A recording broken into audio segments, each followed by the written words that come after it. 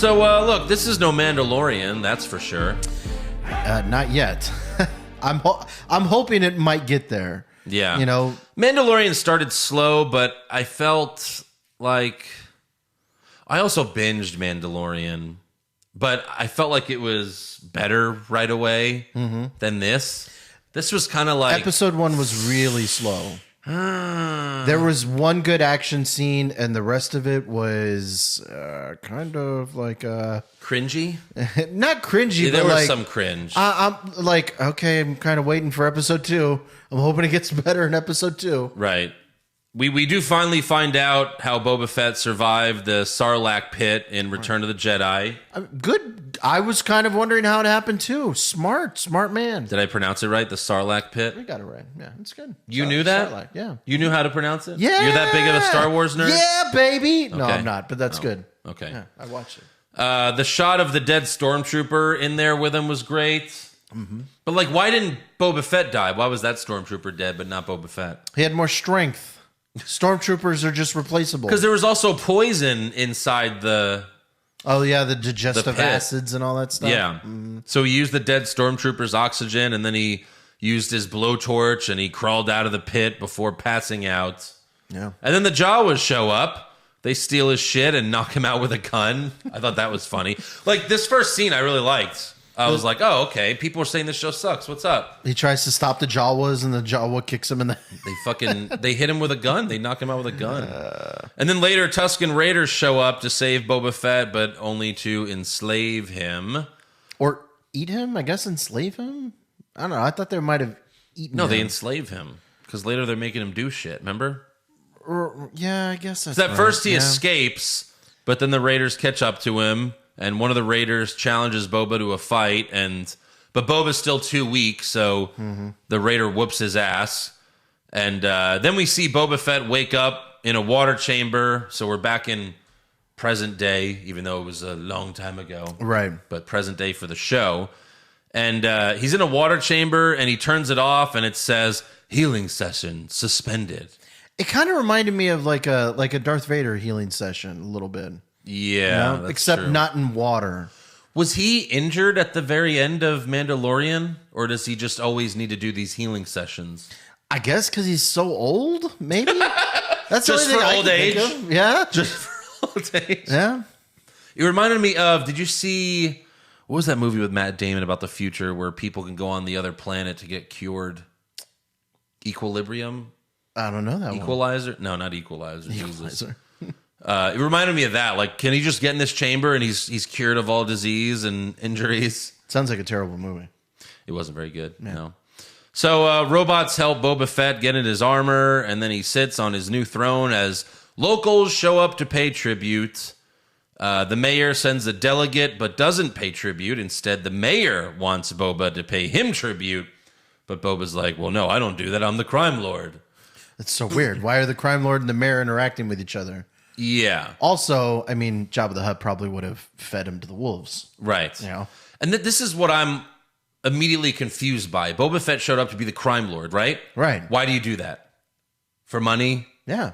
But like, he's like, Jabba ruled with fear. I intend to rule with respect.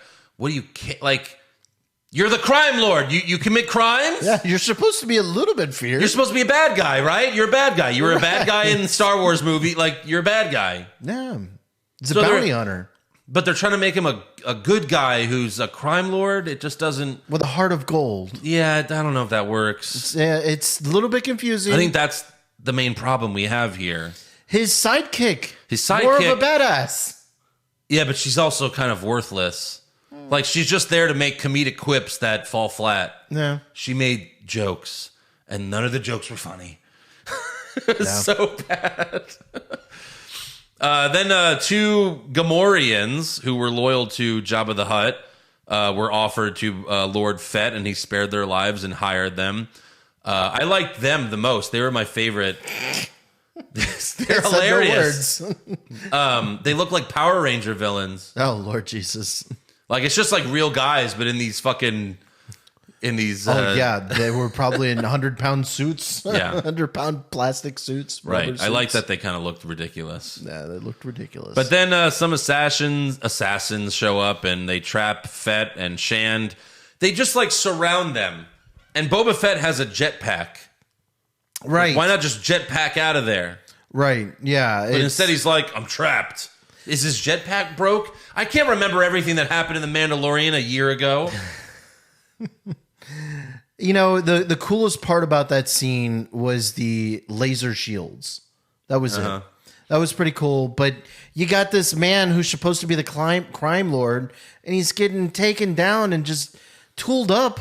Yeah. Is the town not watching this? Right. They're all in their doors just like, oh, I guess assassins? Okay, sure, whatever. And it's a good thing that he hired the Gamorreans because the Gamorreans save him. Right. And then Boba shot a missile at one of the assassins and he exploded.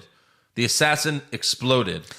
And then he turns to Shand and he goes, alive, like take them alive. You just blew one of them up. Right. You want them alive? Or at least one, I guess, because she kills one of the assassins, throws him off the roof. And potentially.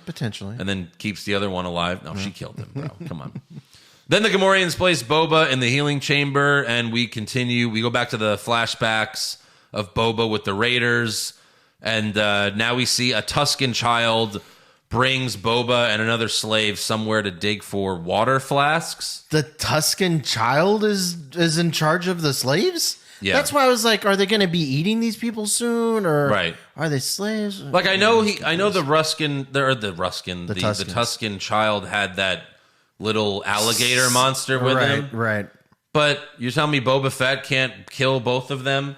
I mean, clearly he almost, So then a giant sand monster with 4 arms unearths from the sand. The sand monster actually looked pretty badass. He looked like Goro from Mortal Kombat. He did, right. And it kills the other slave and almost kills the child, but Boba saves the kid's life and cuts off the creature's head with a steel chain. And then the child brings the head back and tells the adults what happened. Mm-hmm. And the leader raider gives Boba Fett some water. Now they're friends? Yeah. I guess. So I assume that they're going to let him leave because they saved their kid. But that's how the show ends. Yeah. That's the first episode. And I was like, that's it? This was not a barn burner, that's for sure. Yeah. I was like, it ends with a flashback of something that, happened in the 80s. I mean, from our point of view, that was when Return of the Jedi came out. Right.